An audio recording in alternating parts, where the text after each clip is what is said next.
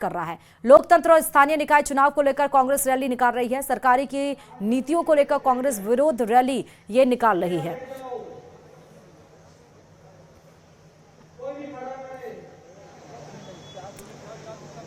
तो आप ये देख सकते हैं, फिलहाल तो आपको यहाँ पर गोविंद सिंह डोटासरा, टीकाराम जूली मौजूद नजर आ रहे हैं और ये जयपुर से लाइव तस्वीर हम आपको दिखा रहे हैं जहां बड़ी संख्या में कांग्रेस के कार्यकर्ता मौजूद हैं और स्वराज बचाओ रैली यहां पर निकाली जा रही है। सरकार की नीतियों के खिलाफ ये रैली है, निकाय चुनाव को लेकर ये रैली है।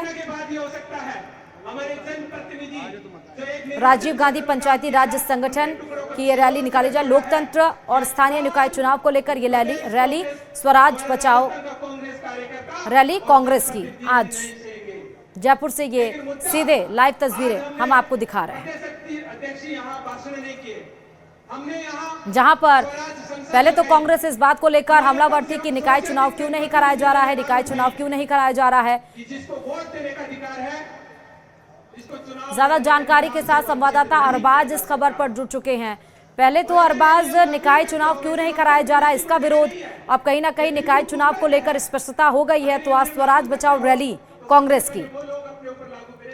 देखिए कि यहाँ पर स्वराज मेरा हक करके जो स्वराज बचाओ रैली का आयोजन किया जा रहा है, इस रैली के अंदर मंच पर जो है पीसीसी चीफ गोविंद सिंह डोटासरा, नेता प्रतिपक्ष टीकाराम जूली और कांग्रेस के कई दिग्गज नेता एक साथ पहुंच चुके हैं। प्रदेश भर से अलग अलग ब्लॉक से, जिलों से, जो राजस्थान में राजीव गांधी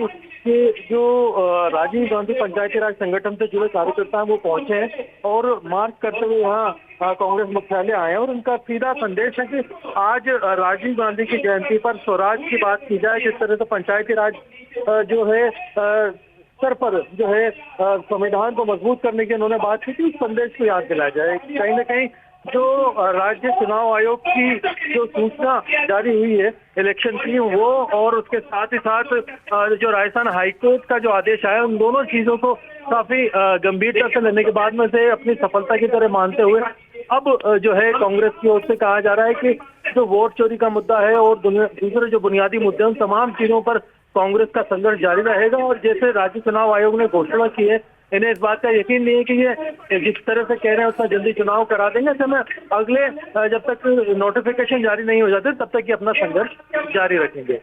फिलहाल यहाँ पर ये पूरा विरोध प्रदर्शन है, इसमें जितने भी संगठन के बड़े अलग अलग प्रकोष्ठ के प्रदेश अध्यक्ष हैं वो भी पहुंचे हैं और खास तौर पर जो राजीव गांधी संगठन से जुड़े हुए लोग हैं, राजीव गांधी पंचायती राज संगठन से जुड़े लोग हैं, ये एक अलग प्रकोष्ठ है पूरा कांग्रेस का, वो यहाँ पर आए जो राजीव गांधी जयंती पर अपने इस पंचायती राज स्तर के निकाय स्तर के चुनाव को लेकर आंदोलन में ग्राउंड जीरो पर जुटे हुए हैं। ठीक, तो कांग्रेस आज स्वराज बचाओ रैली अरबाज निकाल रही है, इसके पीछे का जो इनका इंटेंशन है, जो मकसद है, वो सिद्ध नजर आ रहा है।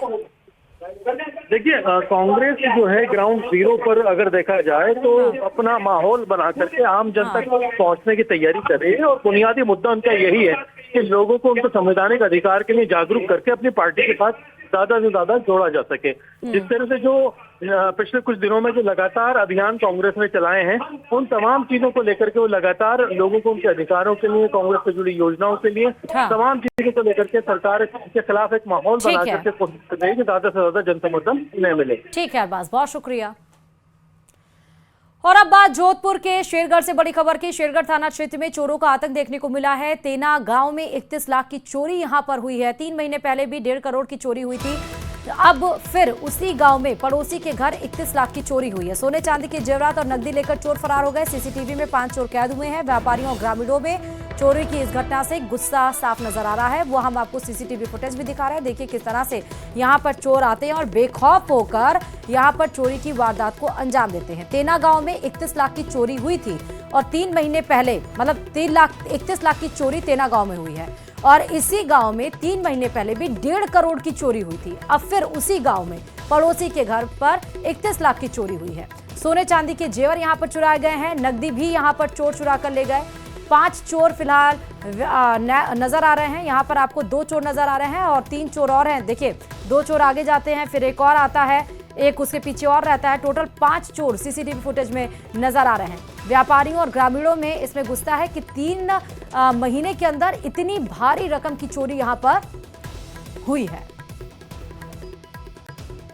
आ रहे हैं अजमेर नगर निगम की बड़ी कार्रवाई देखने को मिली है। 4 स्थानों पर अवैध निर्माण को यहां पर सीज किया गया। दरगाह बाजार में अवैध रूप से बनी होटल भी सीज की गई है। कड़क्का चौक में अवैध निर्माण सीज किया गया है। कालाबाग में तीसरी मंजिल रेस्टोरेंट को सीज किया गया है। सिविल लाइन की बात करें तो वहां पर अवैध शराब का ठेका सीज किया गया है। नगर निगम ने 4 स्थानों पर नोटिस चस्पाकर जवाब मांगा है।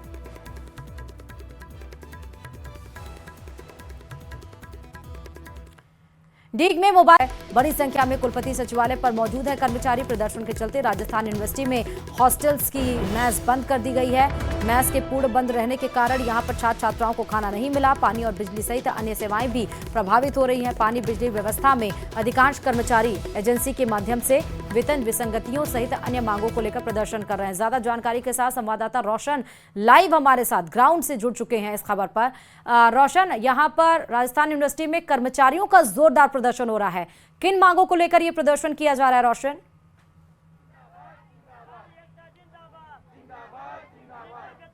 जी बिल्कुल, देखिए इस वक्त मैं मौजूद हूँ राजस्थान विश्वविद्यालय का ये जो कुलपति सचिवालय है, इसके गेट के ऊपर सैकड़ों की संख्या में जो कर्मचारी हैं वो धरना दे रहे हैं, प्रदर्शन यहाँ पर कर रहे हैं। ये जो तमाम जो कर्मचारी हैं कॉन्ट्रैक्ट के ऊपर जो है ये यूनिवर्सिटी के अंदर लगे हुए, इन कर्मचारियों को ये कहना है कि यूनिवर्सिटी प्रशासन और जो ठेकेदार है वो इनका समय के ऊपर ESI PF का जो पैसा है वो जमा नहीं कराता है। कर्मचारियों को समय के ऊपर जो है वो सैलरी नहीं मिलती है। ऐसे में जो कर्मचारी हैं विगत 1 सप्ताह से जो है साफ सफाई को लेकर जो है वो कार्य बहिष्कार कर रहे हैं। आज कहा जा सकता है कि जो यूनिवर्सिटी की जो मेस है उसे भी पूरी तरीके से बंद कर दिया गया है, जिस वजह से कहा जा सकता है कि स्टूडेंट्स को जो है वो खाना नहीं मिला। आप कर्मचारियों की क्या कुछ मांग है?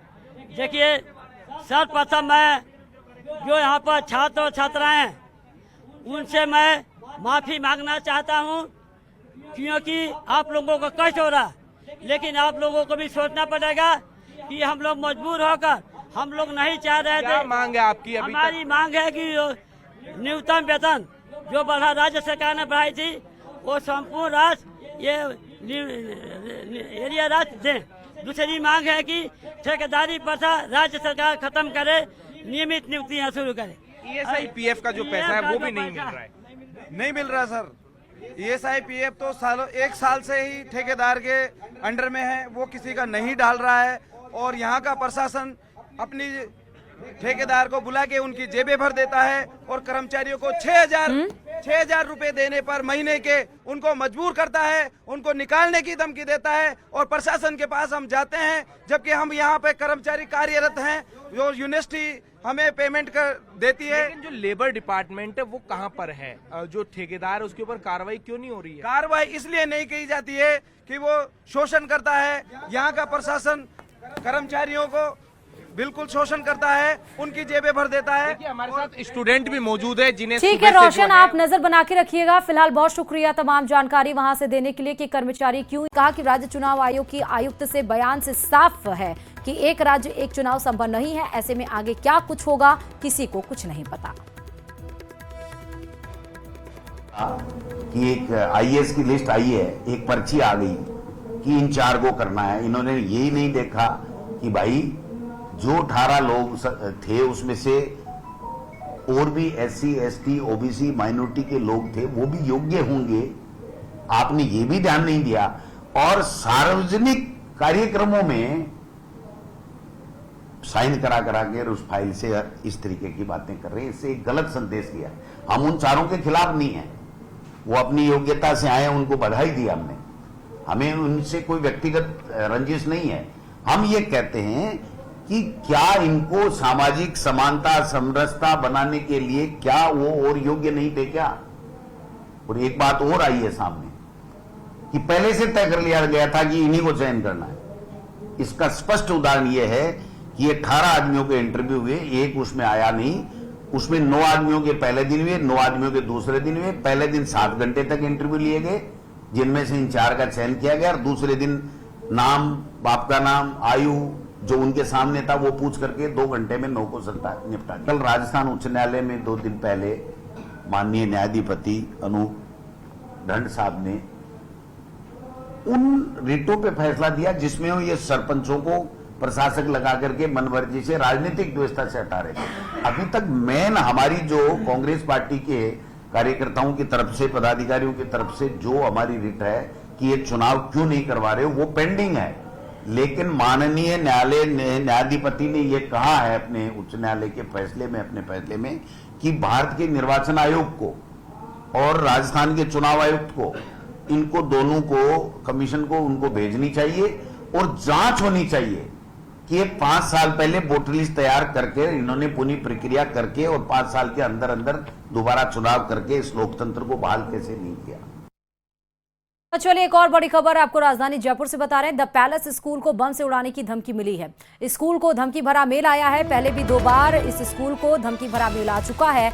एटीएस पुलिसकर्मियों और दमकल की टीम मौके पर पहुंची है। डॉग स्क्वाड की टीम वहां पर पहुंची है और सघन तरीके से स्कूल परिसर को फिलहाल देखिए खाली करवाया गया है और वहां पर तलाशी शुरू कर दी गई है। फिलहाल अभी तक कोई भी ऐसी संदिग्ध चीज नहीं पाई गई है जिससे खतरे की आशंका नजर आ रही हो। सब कुछ अभी फिलहाल जितनी चेकिंग की गई है वहां पर सब कुछ सेफ है। लेकिन इसी स्कूल को 2 बार पहले भी धमकी मिल चुकी है और एक बार फिर से मेल आया जहां पर स्कूल को बम से उड़ाने की धमकी मिली है।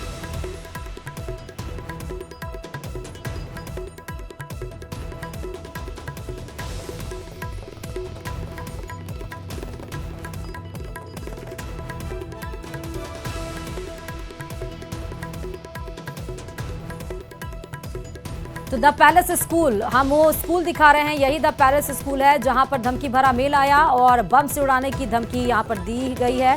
पहले भी 2 बार यहां पर धमकी मिल चुकी है और इस पर आप देखिए राजस्थान में पहले बड़े हॉस्पिटल्स और बड़े जो सरकारी भवन है वहां पर बम से उड़ाने की धमकी दी गई। एसएमएस स्टेडियम को बम से उड़ाने की धमकी दी गई। अब द पैलेस स्कूल का हम जिक्र कर रहे हैं।